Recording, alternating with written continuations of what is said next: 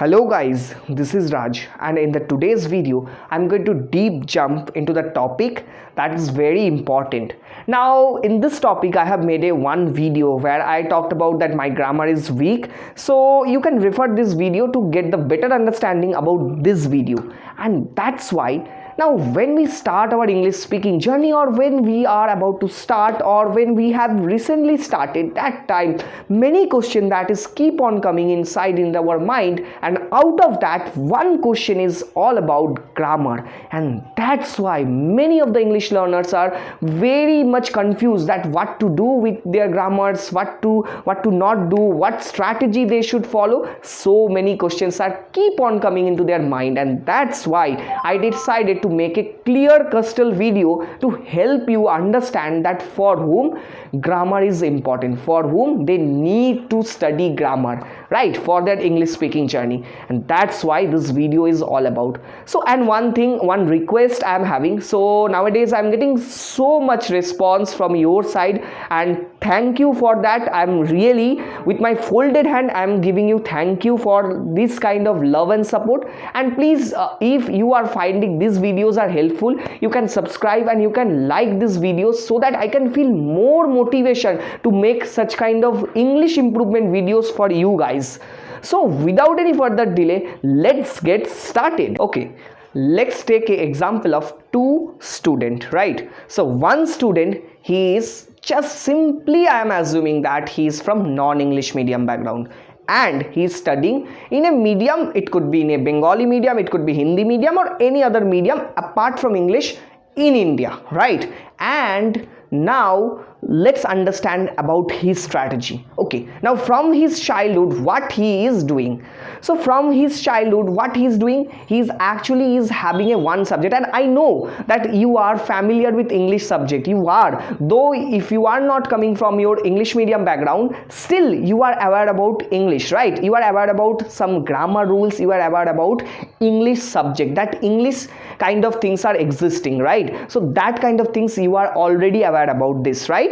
So this student knows that he is having an English subject where he has to mark some grammar rules in his class 7, 8, 9, 10, whatever he is doing, right? So for that he knows about all these things, and other subjects is written in his native language, right? So this time these students are aware about present, past and future, whatever it is inside in the grammar rules, are tenses, voice change, whatever it is there. So he knows about all these things.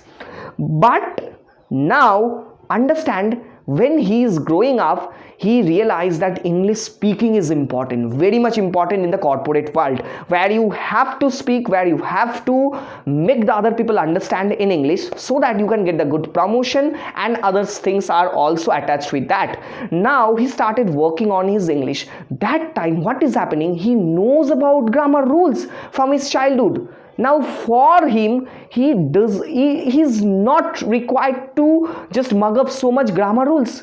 He just needs to work on his speaking, gaining confidence, requiring actually adopting some new vocabs so that he can speak English, right? So that he can actually get the environment of English speaking. He will be doing such kind of activities like speaking, listening, acquiring new vocabs and all, because for him he's already familiar, though he's not coming from English medium background, still he's familiar with grammar, because our videos discussion is all about grammar, right? So he's familiar with grammar, so he can do those work. Now if he is putting 100% just time, out of that 10% should be gone for grammar. Now later on I will explain it also. Now let's take an example of another student. Now he is from outside of our country, right? So he is studying in his native language. Now it could be any, I don't know, whatever it is, but it is not in English. For him, he doesn't know anything about English. Now he had no subject in his schooling days, also he had no subject about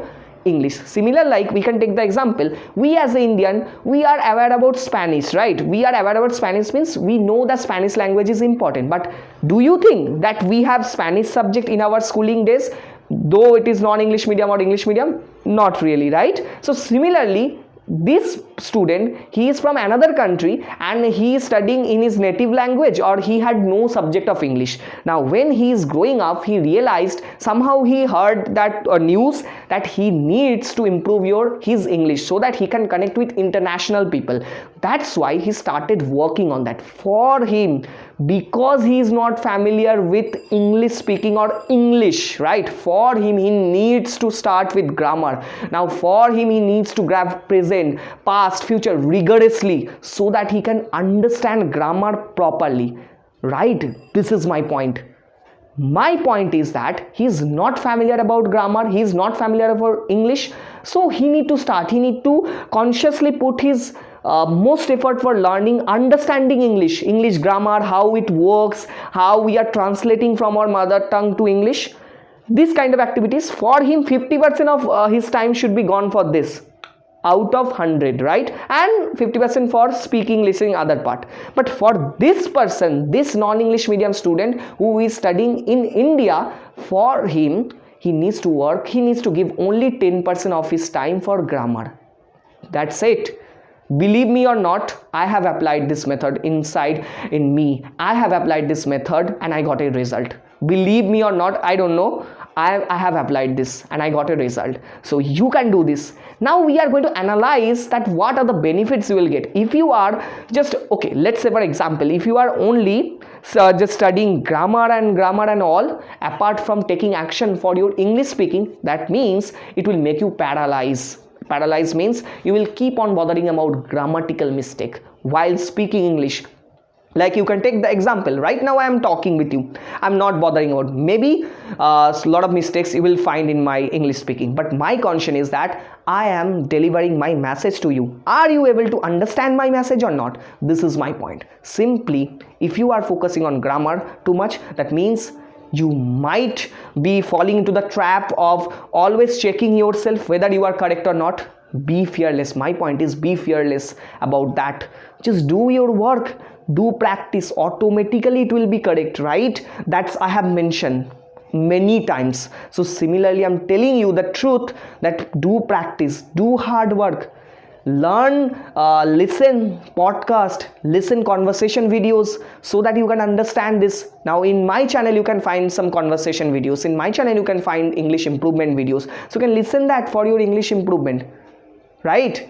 And you can comment me that whether I am speaking simple English or difficult English or not, difficult English, whatever it is, right? So you can comment me so that I can, and if I am making any mistakes, so feel free to comment me so that I can rectify those mistakes, right? That's what my motive of today's video is all about. Learn grammar, but just put your 10% effort, not more than that, right? Most of your effort should gone for, you know which kind of activities I am talking about. Many times I have talked about, so you can refer my earlier English improvement series for understanding about English speaking, right? So this is all about from this video, and I hope that you found this video amazing and you learned something valuable, and thanks for giving your precious time. Till then, take care and bye bye.